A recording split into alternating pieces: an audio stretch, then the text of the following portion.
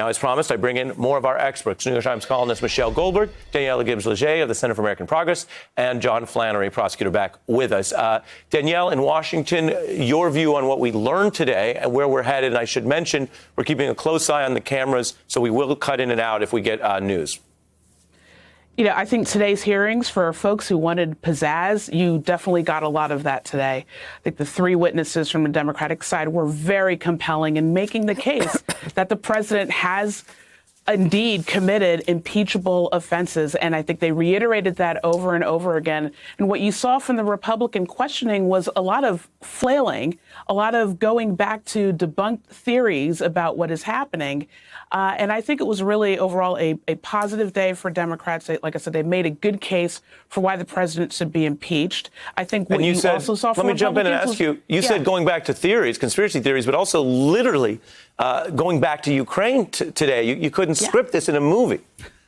I don't understand. What is wrong with Rudy Giuliani? How is he actually in Ukraine, possibly doing the criming that we are discussing at this very moment? Yeah, and let me read it again, because this is the kind of thing where people might say, okay, is that old news?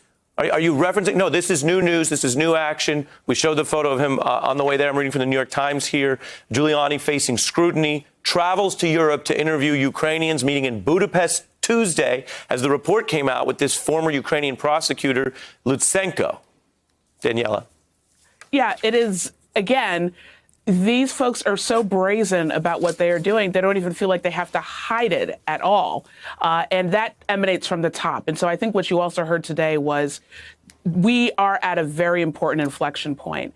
And again, if this behavior isn't impeachable, what is? And what message would you send to the next president, be it a Democrat or Republican, if you don't impeach this president over what he has done? Hey, I'm Ari Melber from MSNBC. You can see more of our videos right here, or better yet, subscribe to our YouTube channel below.